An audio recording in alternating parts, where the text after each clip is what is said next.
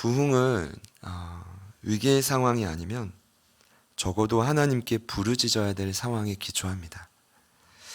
당시 이스라엘은 매우 오랫동안 그들의 적이었던 블레셋에 의해 일방적으로 압제를 당해왔습니다.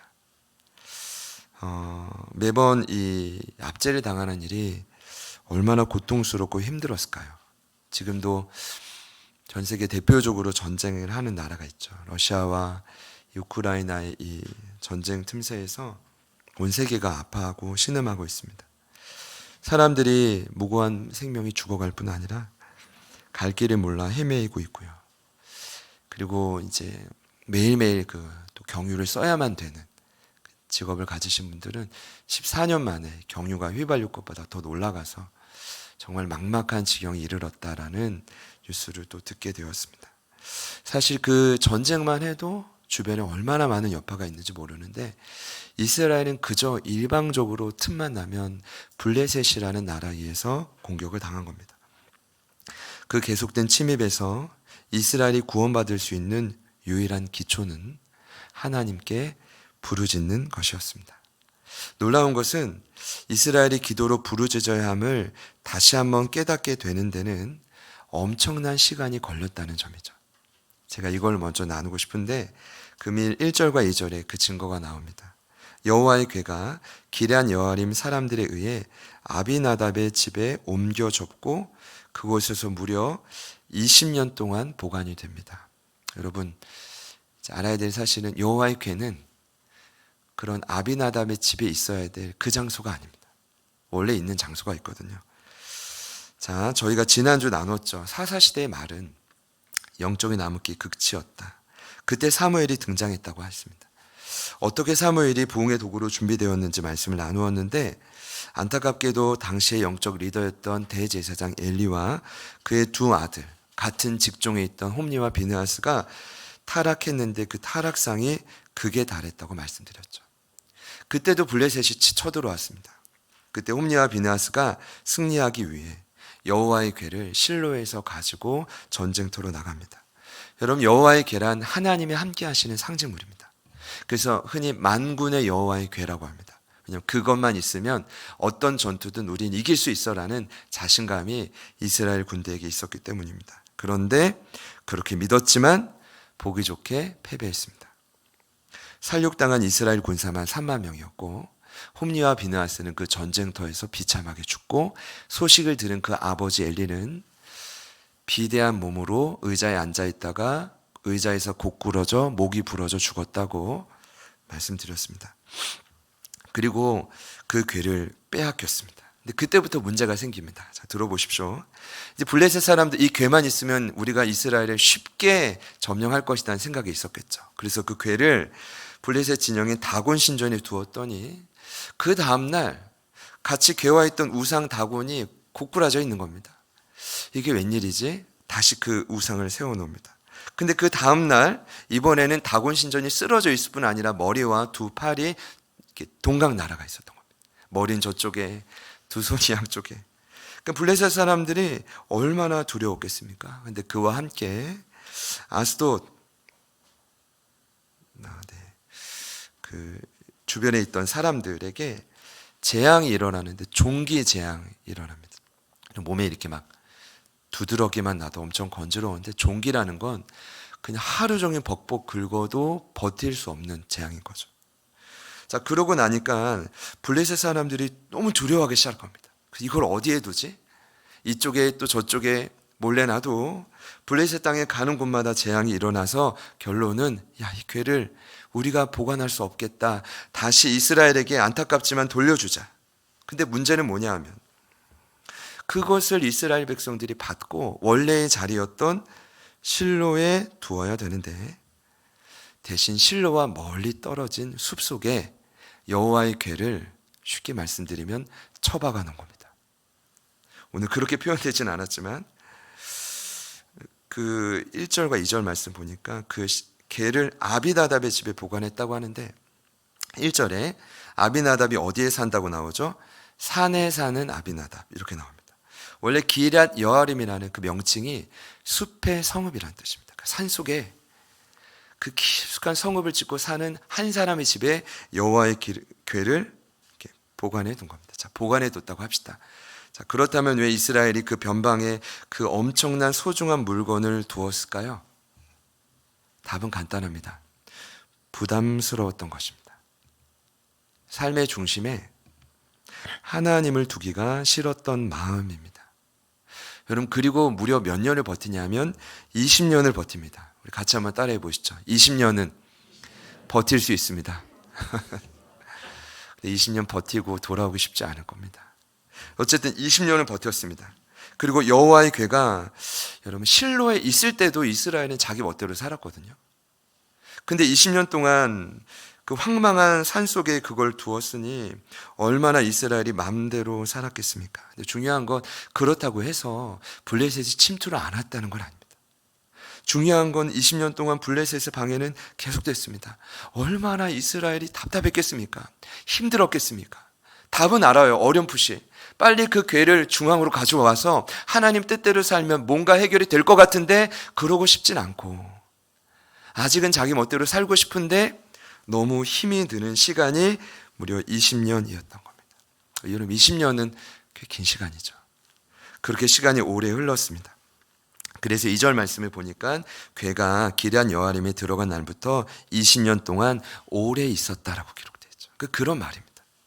근데 감사한 건 20년이 지나자 그때 이스라엘 온 족속이 여호와를 사모하기 시작했습니다. 이건 사모했다라는 말은 오늘 저희가 두 손을 들고 하나님 항복합니다, 이런 고백 정도가 아니라 여기 사모라는 뜻은 몹시 슬퍼했다라는 뜻이고 더 정확히 말씀드리면 신음했다라는 뜻입니다.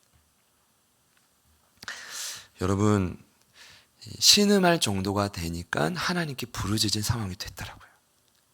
이것이 부흥의 공식입니다. 최소한 이런 상황쯤은 돼야 부흥이 일어났다는 거죠. 근데 감사하게도 하나님은 부르짖는 자에게 언제든지 찾아오십니다. 20년이 문제가 아니라 제가 말씀드릴 수 있는데 430년이 지나도 가능한 일입니다. 그 증거가 어디에 있죠?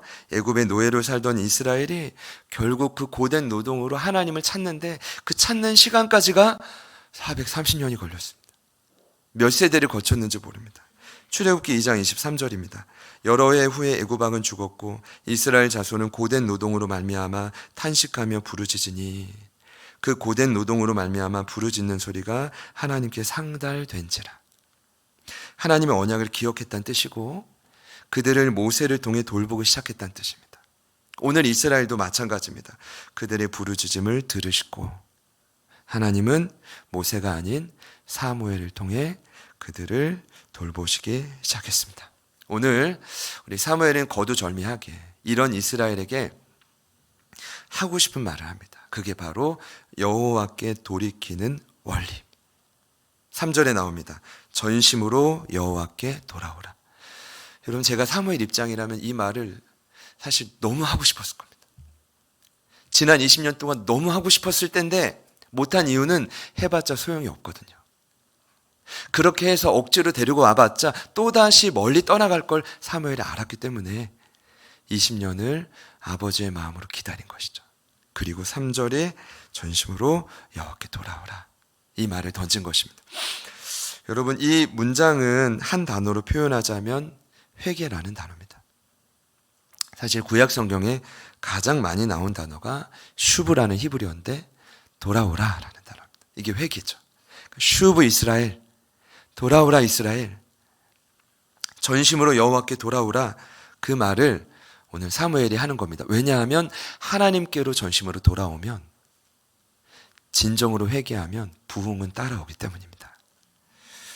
그들을 다시 살려야 되기에 그 부흥의 원리를 오늘 3절과 6절에서 가르쳐 주고 있는데요. 바라기는 여러분 하나님께 다시 부르짖기를 축복합니다. 그 상황에서 블레셋이 계속 침투하는, 어찌 보면 참 지긋지긋한 이 상황에서 벗어나기 위해서라도 하나님께 부르짖기를 축복합니다. 부흥은 이루어집니다. 자, 먼저는 그 시작이 뭐냐 하면 이방신을 제거하고 여호와만을 섬겼다라는 겁니다. 3절입니다. 만일 너희가 전심으로 여호와께 돌아오려거든 이방 신들과 아스다롯을 너희 중에서 제거하고 너희 마음을 여호와께로 향하여 그만을 섬기라. 그리하면 너희를 블레셋 사람의 손에서 건져내시리라.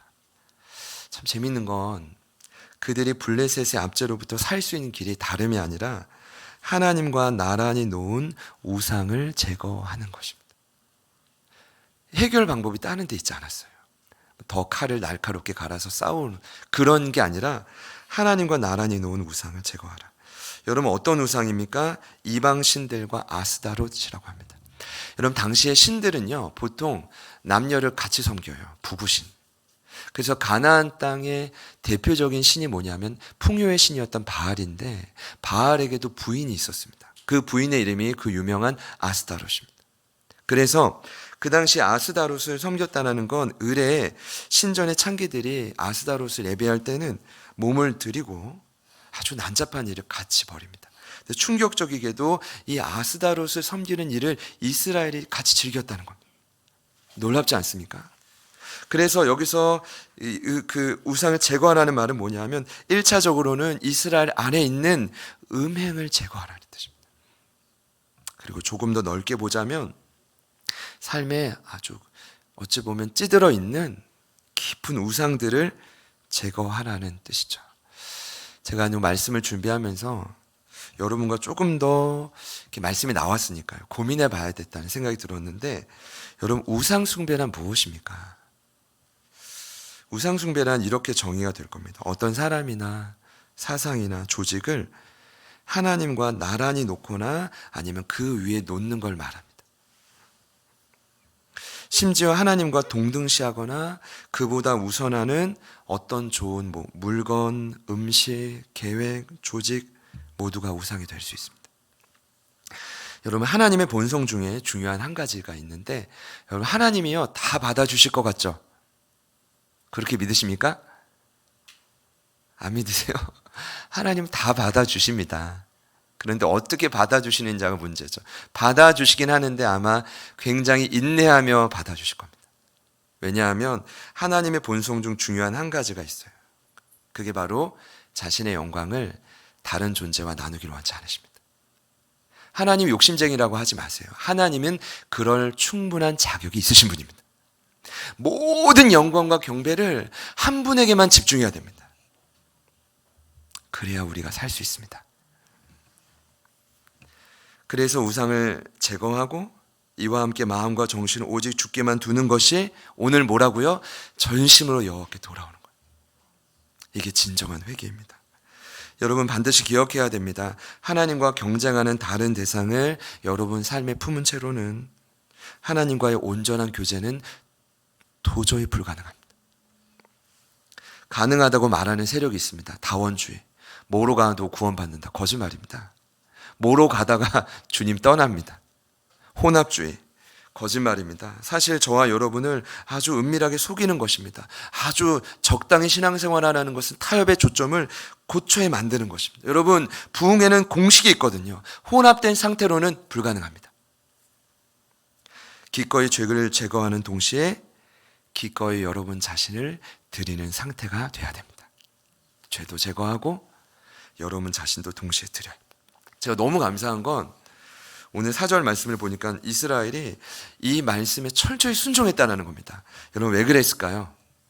저는 이제 그냥 사무엘 입장에서는 시원했겠지만 이 상황도 좀 탐탁지 않다고 생각합니다. 왜 철저히 순종했을까요? 그만큼 아팠던 것입니다. 그만큼 이들이 너무 절박했던 것입니다. 자, 그래서 오늘 말씀의 핵심은 지금부터입니다. 자, 이제 중요한 것은 그 회복된 상태를 어떻게 유지하느냐입니다. 여러분 바울 사도가 디모데에게 충성된 제자도의 원리를 가르쳐 줄 때 이렇게 말해요. 죽기 전에 디모데야, 내가 너에게 했듯이 너도 충성된 사람들에게 복음을 가르쳐라. 그럼 그들도 또 다른 사람들을 가르칠 수 있을 거다. 이게 제자도의 원리거든요. 핵심은 충성이에요. 여러 증인 중에 충성된 사람을 꼽으라고 해요. 여러분 증인이라도 다 충성되지 않다라는 말입니다. 마음에 뜨거운 열정이 있다고 해서 다 신실하지 않다라는 말이에요. 누가 신실한 사람입니까? 누가 충성된 사람입니까? 그 일을 돕기 위해 바울이 디모데에게 애를 들때 세 가지 직업군을 얘기하는데 마지막에 누구를 얘기하냐면 선수 이야기를 해요. 선수가 그 면류관을 유지하려면 최선을 다해야 하기도 하지만 법대로 경기하라고 가르칩니다. 근데 제가 오늘 나누고 싶은 핵심이 그 법입니다. 어떻게 하면 그 선수가 자신에게 유지했던 그 승리를 유지할 수 있는가. 그 법을 오늘 사무엘이 오늘 4절부터 6절을 보니까 이것이 진짜 부흥을 유지하는 어찌 보면 신앙의 실력이죠. 그 좋은 상태를 유지하는 실력, 그 원리를 오늘 가르쳐주고 있습니다. 자, 이를 위해서 사무엘이 가장 먼저 한 일이 있죠. 그게 바로 이스라엘을 미스바로 모으는 일입니다. 미스바는 그 망대라는 뜻이고요. 유다 지파의 영토지만 사실 지금 정확한 위치를 찾으려면 찾기 어렵습니다. 근데 중요한 건 이때부터 미스바하면 성경의 부흥을 나타내는 상징적 영토가 됩니다. 자, 그리고 그곳에서 그들을 위해 무엇 하냐 하면 간절히 기도합니다. 우리 5절 말씀을 우리 다 같이 한 번 더 읽어보겠습니다. 시작. 내가 너희를 위하여 여호와께 기도하리라. 아멘. 아멘. 결론적으로 말씀드리면 누군가의 전심 어린 기도가 아니면 회복된 상태를 유지하기가 참 어렵다는 겁니다. 여러분 지난주에 나눴지만 사무엘이 단에서부터 브엘세바까지 하나님 말씀을 대언했잖아요. 전 되게 소망이 되더라고요. 하나님 저도 한라에서 백두까지 아니 세계를 품기 이전에 이 대한민국에서 정말 생명의 복음을 전하는 사람이 되고 싶습니다. 근데 제가 이번 주 깨달았잖아요. 말씀에만 진심이면 안 돼요. 기도에도 진심이어야 돼요. 말씀만 많이 안다고 능력이 나타난 게 아니더라고요. 말씀 이전에 사무엘은 어떤 사람이었냐면 기도의 사람이었어요. 누군가를 위해 눈물로 기도할 수 있는 부르짖는 사람이었다고요. 이것이 같이 가니까 균형 잡힌 사역자가 됐던 것이죠. 할렐루야. 자, 사무엘상 12장 23절을 보면 그가 이스라엘 백성에게 단언하는 구절이 있습니다. 나는 너희를 위하여 기도하기를 쉬는 죄를 여호와 앞에 결탄코 범하지 않겠다. 여러분 그만큼 공동체의 부흥을 유지함에 있어 중보 기도가 강력한 힘이라는 것을 사무엘은 깨달았습니다. 기도를 들으시는 하나님의 도우심 없이는 지금 우리의 거룩함을 유지할 수 없다는 확신이 누구에게 있었다고요? 사무엘에게 있었습니다. 그리고 그래서 그는 이스라엘 백성을 미스바에 다 이거 얼마나 힘들었겠습니까? 그 전쟁통에.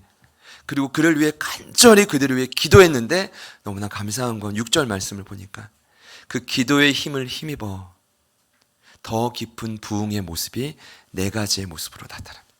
우리 6절 말씀, 우리 6절도 같이 한번 읽겠습니다. 시작.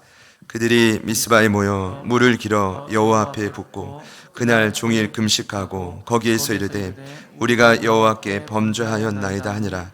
사무엘이 미스바에서 이스라엘 자손을 다스리니라. 아멘. 감사합니다. 먼저는 이스라엘이 물을 길어 여호와 앞에 부었다고 합니다. 어떤 의미일까요? 예레미야가 2장 19절을 보면 이렇게 기록되어 있습니다. 초저녁에 일어나 부르짖을지어다. 내 마음을 주의 얼굴 앞에 물 쏟듯 할지어다.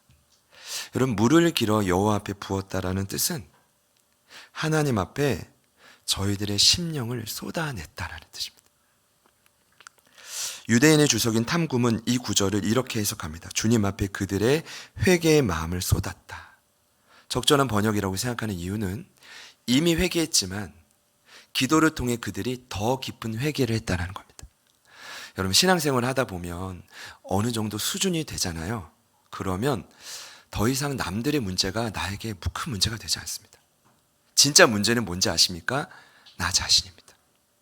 주님께 가까이 나아가면 나아갈수록 내 안에 해결돼야 될 죄가 너무 많은 거예요. 그것을 주님 앞에 회개의 심령으로 쏟아내는 것도 너무 다급한 시간입니다. 여러분 이해가 되시나요? 그러니까 사무엘의 기도를 통해 이스라엘 백성들은 더 깊은 부흥의 단계로 나아갔는데 그 첫 번째 모습이 뭐냐 하면 스스로의 죄를 씻기 위해 이 마음을 주님 앞에 쏟아내기 시작했다는 겁니다. 여러분 그냥 간단한 회개가 아니겠죠. 두 번째로 종일 금식합니다. 금식은 음식을 입에 대지 않는 겁니다. 그래서 사실 자신의 몸을 괴롭게 하는 것을 금식이라고 하죠. 그러고 보니까 여러분 제가 볼 때는 엄밀히 금식은요, 금식 자체가 거룩한 행위는 아니더라고요. 그럼 왜 금식을 해야 되죠? 성경에 많은 구절이 있지만 그 행위는 문맥상 볼 때 마음속에 일어나는 그 더러운 자신의 어떤 마음, 그 마음을 몸으로 표현하는 행위인 거예요. 그러니까 마음도 너무 괴로우니까 몸도 같이 괴롭게 하는 거죠. 그래서 금식은 어떤 의미냐 하면 더 깊은 회개와 함께 더 깊은 순종의 결단의 표시죠. 하나님, 내 마음뿐 아니라 내 이 몸도 하나님의 뜻대로 쓰임받고 싶습니다. 그리고 세 번째로 더 놀라운 일이 일어나는데 공개적인 회개를 합니다. 그들이 종일 금식뿐 아니라 우리가 여호와께 범죄했습니다. 공개적으로 회개하는데 여러분 이 또한 그냥 쉽게 할 수 있는 일이 아닙니다. 만약 누군가 저에게 와서 목사님 제가 오늘 예배 때 제 죄를 공개적으로 회개하겠습니다. 이러면 저는 100% 말릴 겁니다. 왜냐하면 이제 어떤 분이든 공개적으로 회개를 하면 그 순간은 은혜를 받을 수는 있어도 사람은 연약한지라 돌아서면 또 올무에 빠집니다. 그리고 올무에 빠진 그 마음을 사단이 틈을 타서 그 영혼을 좋게 바라보기 전에 판단하고 정죄하기 시작하죠. 여러분 그런 부흥의 잘못된 신뢰가 기독교 역사 가운데 얼마나 많은지 모릅니다. 여러분 회개도 공개적으로 한다는 건 조심해야 됩니다. 그럼 여기서 이 공동체가 공개적으로 회개했다는 어떤 의미일까요? 그만큼 이스라엘 공동체의 영적인 수준이 높아졌고 넓어졌고 깊어졌다는 겁니다. 어떤 죄를 말해도 저 사람은 내 마음을, 내 연약함을 이해해 줄 정도가 되었구나. 바라기는 저희 교회가 그런 교회가 되기를 소망합니다. 속으로뿐만 아니라 지나가는 눈빛만 봐도 이 영혼의 아픔을 이해하는 그런 공동체. 여러분 만약에 집에 갔는데 말하지 않아도 가족 구성원들이 내 아픔을 알아준다고 생각해 보십시오. 그리고 내 연약함을 모두 말할 수 있는 가정이라고 생각해 보십시오. 여러분 그런 가정이 없다라는 눈치인데 자, 있다면 천국일 것입니다. 지금 오늘 이 사무엘의 강력한 기도 아래 공개적인 회개는 그런 수준이 되었다는 거죠. 저희가 그런 따뜻한 교회가 되기를 소망합니다. 듣고 나서 왜 그랬지가 아니라 듣고 나서 더 기도해 주는 교회. 옆에 있는 분들께 한번 축복해 봅시다. 얼마든지 말씀하셔도 됩니다. 지금은 아니라 할지라도 언젠간 그럴 때가 오겠죠. 자, 그리고 네 번째는 마지막인데요. 사무엘의 다스림까지 받습니다. 여러분 왜 사무엘이 굳이 오늘 결론도 보니까 사무엘이 사는 날 동안에 미스바뿐만 아니라 베델, 길가, 미스바 어떨 땐 라마로 와서 또 다음 후보생을 교육하고 왜 이런 다스림을 계속 해야만 됐을까요? 그 이유는 부흥을 지속하기 위해서는 반드시 말씀의 온전한 가르침이 필요했기 때문입니다. 이를 위해서 기도가 필요했던 것입니다. 여러분, 종종 하나님을 믿는 사람들은 은혜를 경험할 때 이런 생각을 한다고 합니다. 이제부터는 하나님의 뜻을 거스르지 않아야지. 이제부터는 더 이상 그 죄만큼은 내가 짓지 않아야지. 여러분 좋습니다. 근데 문제는 뭐냐 하면 거기까지라는 겁니다. 죄를 안 짓는다고 해서 그만큼 하나님의 뜻에 전적으로 일치하려고 하지는 않는다는 거예요. 여러분 이 말이 이해가 되십니까? 쉽게 말씀드리면 죄를 미워하는 만큼 그만큼 선한 일에 진심이어야 되는데 그렇지는 않다라는 거예요. 내가 죄를 멀리하긴 멀리할 텐데 아직 하나님의 뜻대로 사는 것은 버겁다. 이게 진솔한 고백이라는 거죠. 그래서 필요한 게 뭐냐 하면 사무엘을 통한 영적인 지도자를 통한 다스림입니다. 양육과 훈련이에요. 사랑하는 여러분, 저희들에게도 지속적인 양육이 필요합니다. 지속적인 훈련이 필요합니다. 그 이유는 죄에서 단순히 멀어지는 것이 부흥의 전부가 아니기 때문입니다. 하나님은 지금도 저와 여러분을 통해 하나님의 뜻에 온전히 일치되는 삶을 살기 원하시죠. 거기까지 나아가야 되는 거죠. 말씀을 준비하면서 이런 모습들이 저희 안에 서서히 일어나고 있다고 저는 믿습니다. 마음을 쏟아내는 행위, 또 종일 금식하는 행위, 그러면서 공개적으로 죄를 나눌 수 있는 분위기, 더 나아가 말씀의 지속적인 양육과 훈련을 받는 자리를 지키는 거죠. 바라기는 저희 모두가 그러한 교회가 되기를 소망하면서요. 근데 중요한 건 그때부터 이스라엘이 결정적인 문제를 마주했다는 겁니다. 그러니까 이 정도 더 깊은 부흥을 경험하면 블레셋이 침투를 안 할 법도 한데, 오늘 말씀을 보니까 바로 그때 그들이 어김없이 나타납니다.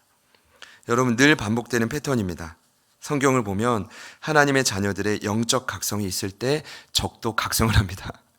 지금 저희들이 확장을 하고 지금 몇 개월 동안 열심히 좀 달려오고 예배하고 전도하고, 저는 여러분이 삶의 자리에서 굉장히 애쓰고 있다고 확신합니다. 지금 저희가 각성하고 있는데 누구도 각성한다고요? 사단도 각성합니다. 당시 블레셋은 오늘 저희들에게는 어떤 의미일까요? 이것을 고민하지 않으면 오늘 말씀의 적용이 쉽진 않을 겁니다. 당시 이스라엘에게는 블레셋이란 하나님의 목적을 이루기 위해 반드시 넘어야 될 산이었습니다. 그러니까 이제 소극적으로 대처하는 건 한계가 있어요. 공격이 들어오면 몸을 좀 잘 간추하고 좀 쉬고, 좀 다시 한번 나중에 싸우자, 이거는 한계가 있어요. 그럼 때가 되면 어떻게 해야 됩니까?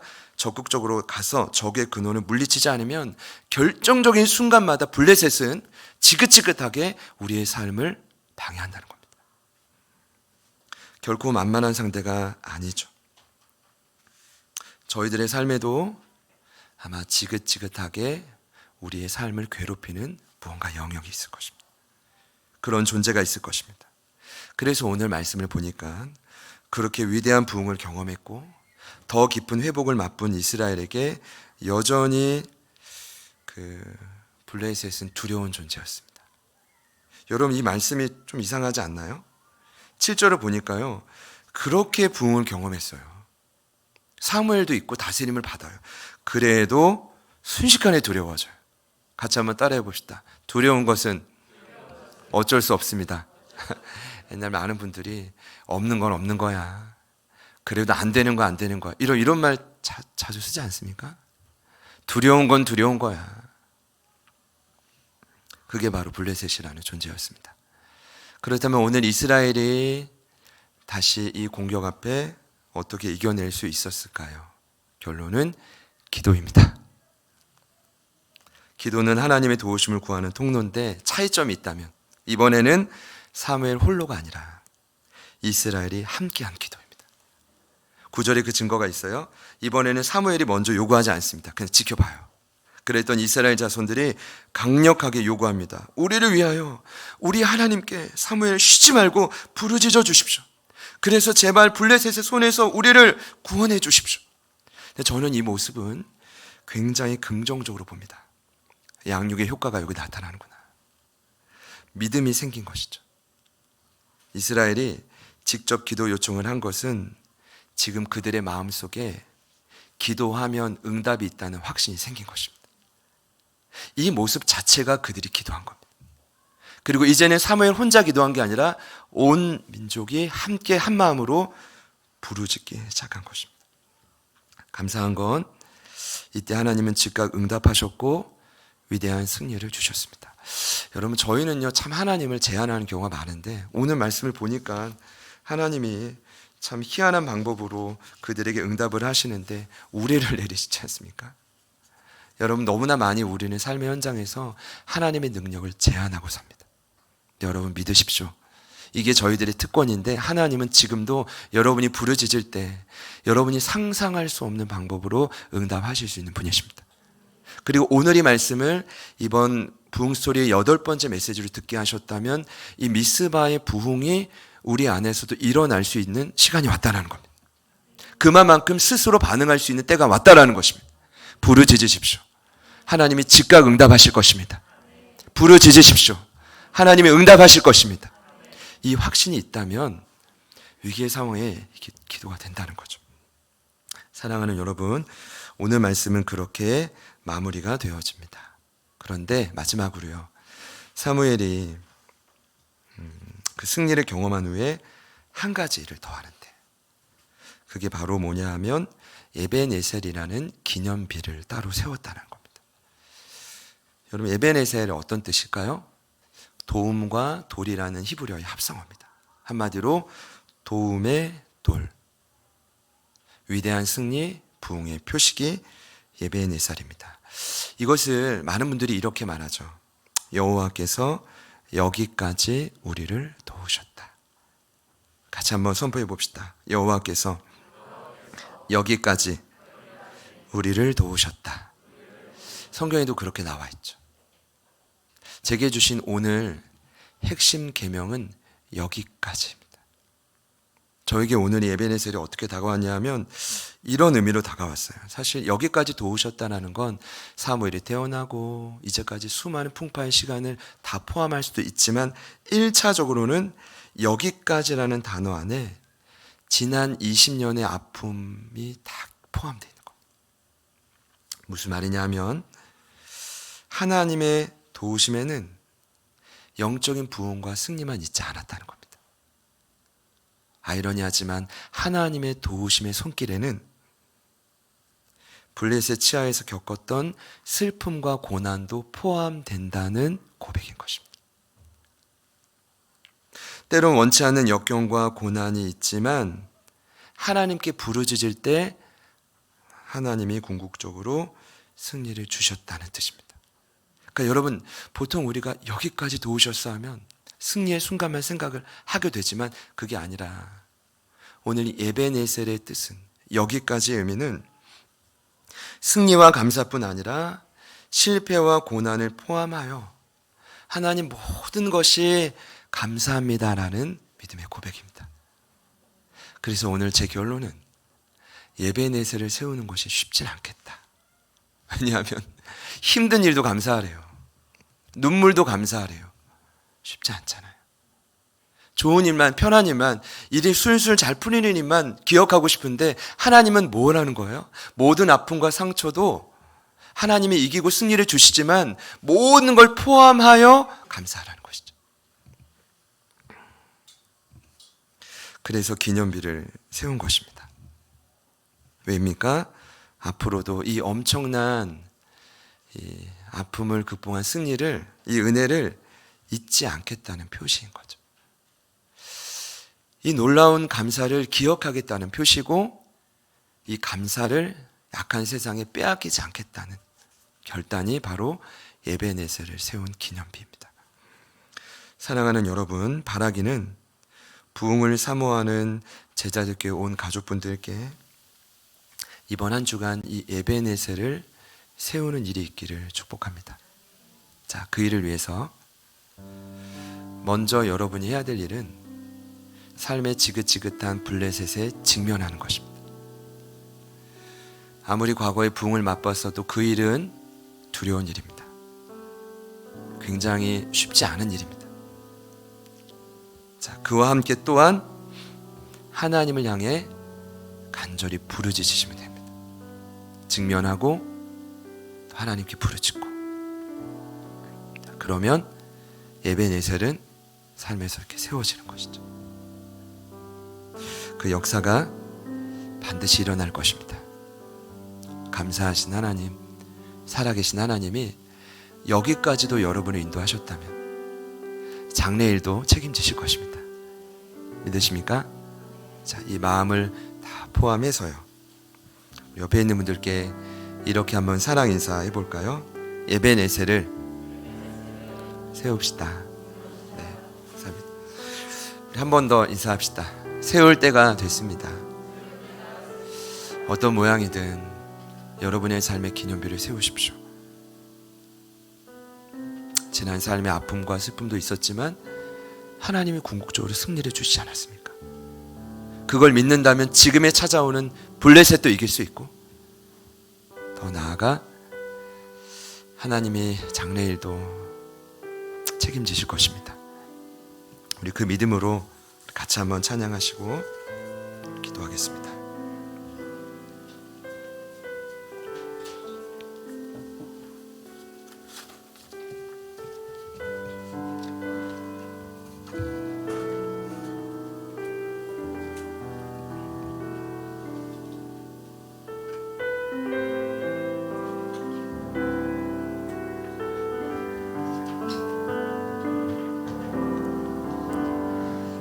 감사하신 하나님, 예배네셀 하나님, 살아계신 하나님, 예배네셀 하나님, 감사하신 하나님, 감사하신 하나님, 예배네셀 하나님, 살아계신 하나님, 예배네셀 하나님, 여기까지 인도하셨네. 감사하신 하나님, 여기까지 인도하셨네. 살아계신 하나님, 감사하신 하나님, 예배네셀 하나님, 살아계신 하나님, 예배네셀 하나님, 감사하신 하나님, 감사하신 하나님,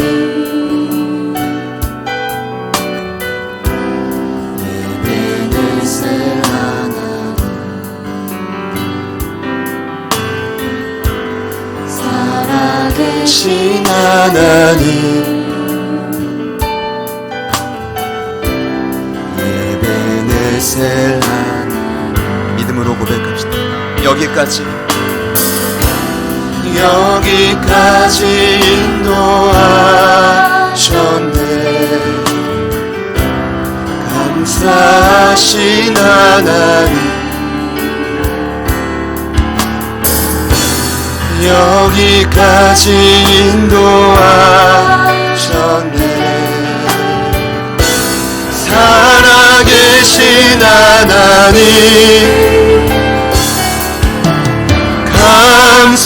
감사하신 하나님,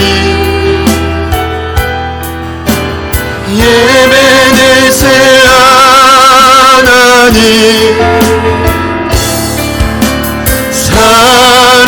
살아계신 하나님,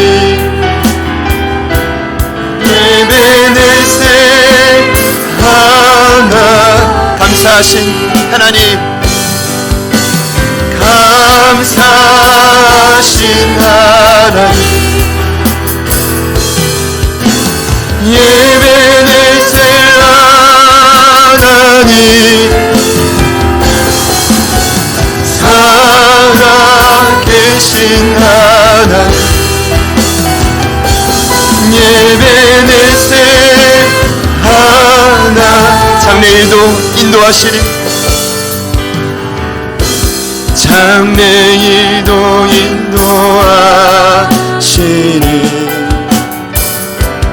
감사하신 하나님,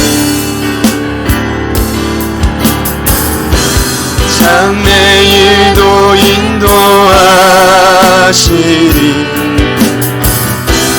살아계신, 한 번 더 고백합시다. 장래일도 인도하시니, 장래일도 인도하시니, 감사하신 하나님, 장래일도 인도하시니, 살아계신 하나님, 살아계신 하나님, 감사하신 하나님,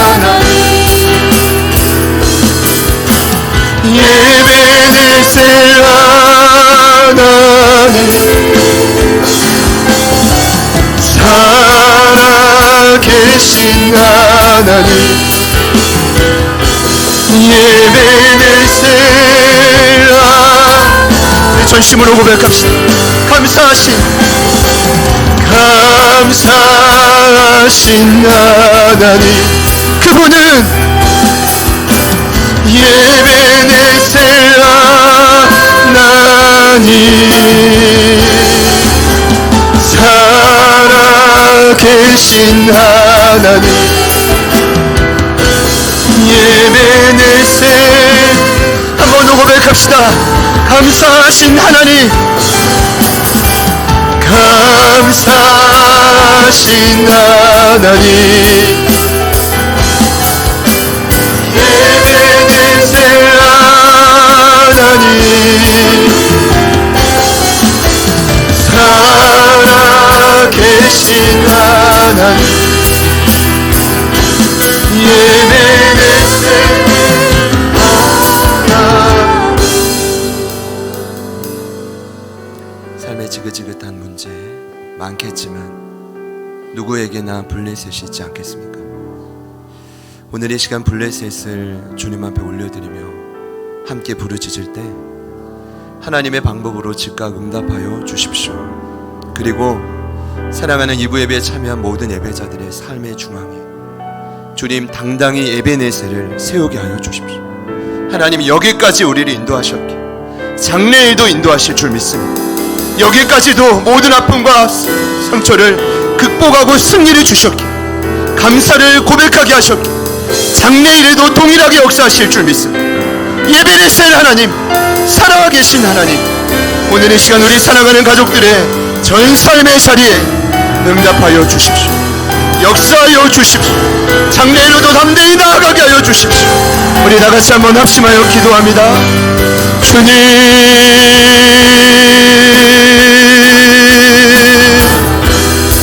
주님,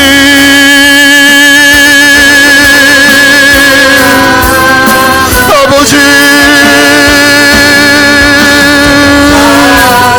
특권을 가지고 있지 부르짖어야 될 상황이 아직 되지 않아.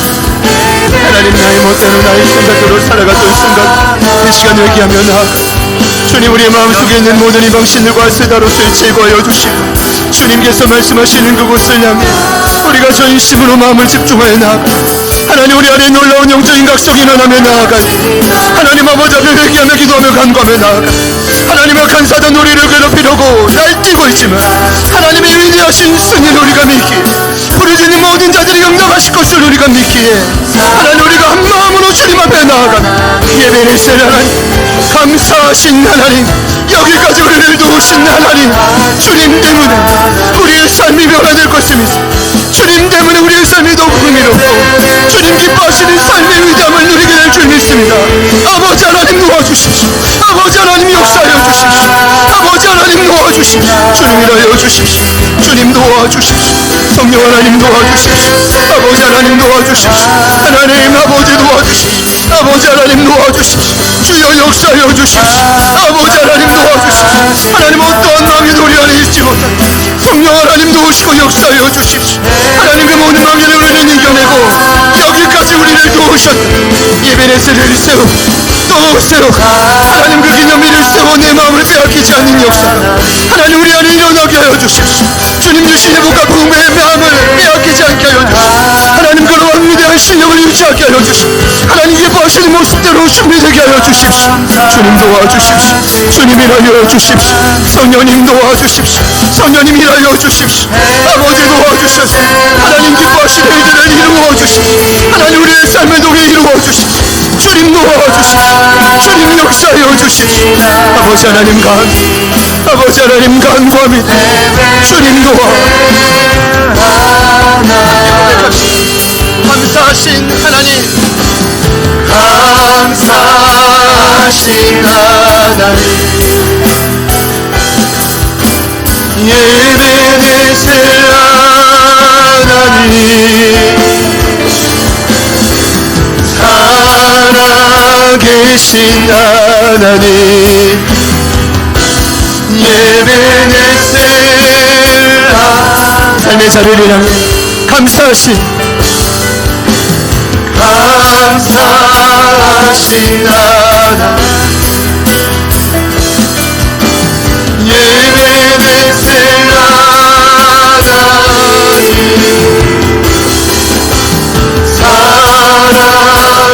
살아계신 하나님,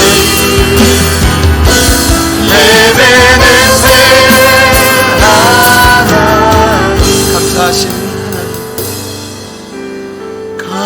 감사하신 하나님, 예배는 하나님,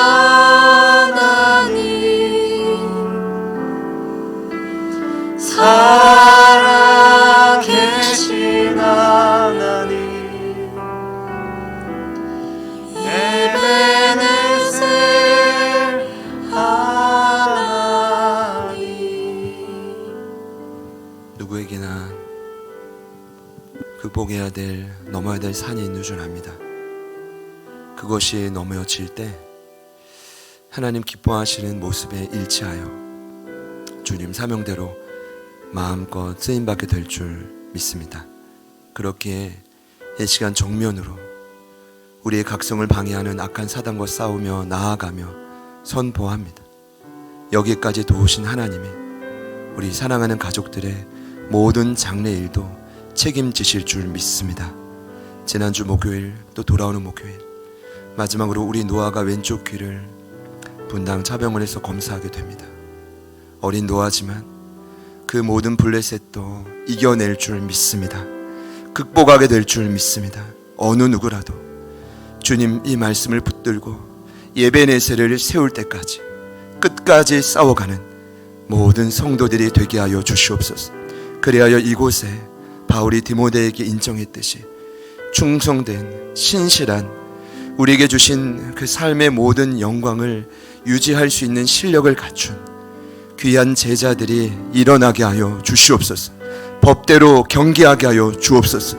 주님 말씀하신 뜻대로 반응하며 순종하는 자들이 일어나게 하여 주시옵소서. 주님, 우리가 마주한 모든 블레셋을 향해 여기까지 도우신 하나님의 이름으로 특권을 가지고 선포합니다. 모든 블레셋은 사랑하는 가족들의 삶의 중앙에서 떠나갈지어다, 물러갈지어다. 하나님, 그 자리에 승리의 기념비를 세우는 이 한 주가 되게 하여 주옵소서. 이제는 우리 구주 예수 그리스도의 은혜와 하나님 아버지의 변함없는 신실하신 사랑하심과 성령님의 내주 충만 교통 위로하심의 역사가 예배네스를 세울 때까지 모든 것에 감사하며 오늘의 고백을 선포하는, 그렇게 결단하는 이부 예배에 참여하신 모든 예배자들 머리 위에, 그리고 저희들을 통해 다시 살아나고 회복될 모든 삶의 지경 위에 지금부터 영원토록 함께 하시기를 간절히 축원하옵나이다. 아멘.